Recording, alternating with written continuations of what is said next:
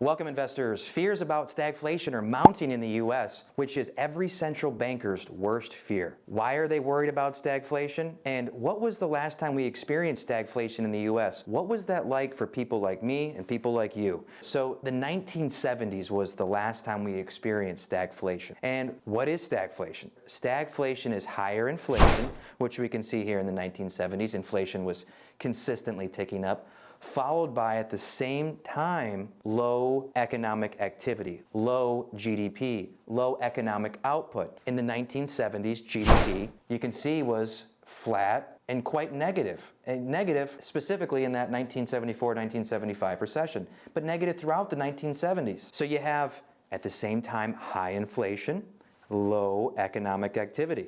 On the flip side, 1980s, economic output. You can see here, it was coming out of the recession quite high. It was substantial. It was sustained economic output. At the same time as high inflation, low economic activity, we have high unemployment. You can see really, since the end of the 1960s, unemployment rates just continued to rise into recession after a recession until it peaked early 1980s. So why is that so damaging? And why is that such a problem? And why is that why are the central bankers so worried about that? Generally, when you have high inflation, the Fed's reaction is to raise interest rates, to bring down inflation. But at the same time, when they're raising interest rate, it slows down economic activity. So they're trying to counterbalance this by raising interest rates, bringing down inflation, cutting interest rates, and keeping economic activity going and not coming down. Where in stagflation, they got to keep interest rates high because inflation is remaining high, and thereby high interest rates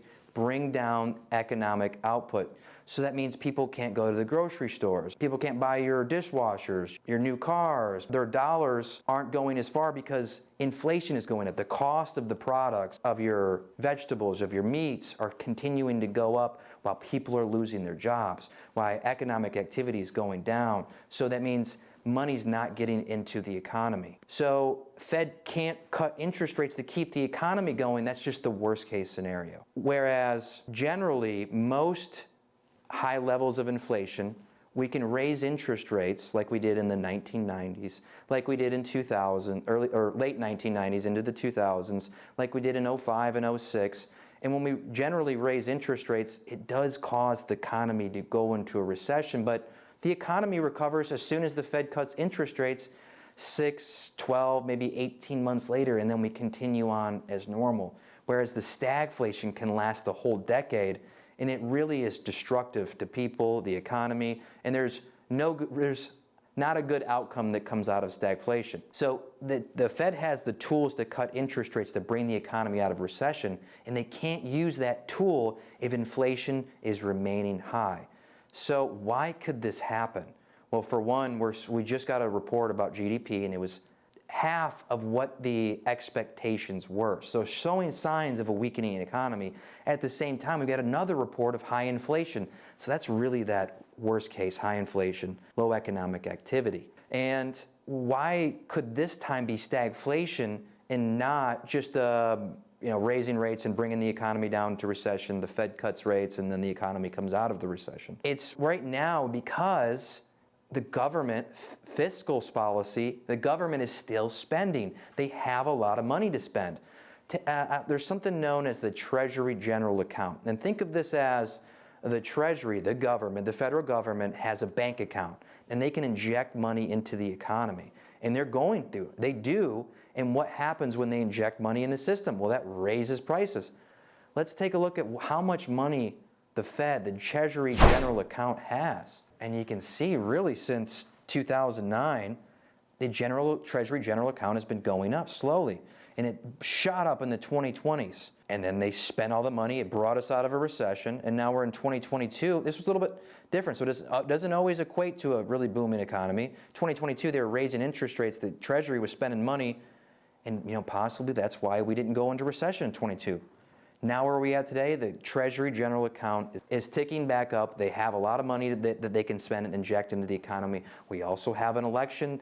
So if we're slowing down, they can pump that money into the system, keep GDP artificially high for some time, or just keep pumping money into the system where we have elevated inflation. And it's to be determined if the economy is going to slow down. So that's the variable. Also, obviously, we have geopolitical tensions that can cause supply chain disruptions and cause energy prices to go up, so we could have inflation that way. So we do have, stagflation is on the table, a recession's on the table, and can they do this balancing act to somehow we get a soft landing, which isn't generally the odds, even though headlines, the analysts, the forecasters are all talking about a soft landing. And what you'll notice is, if you do some history of news articles, 2005, 2006, late 90s, late 80s, there's always, everything is good, a soft landing is here by the majority of analysts, economists.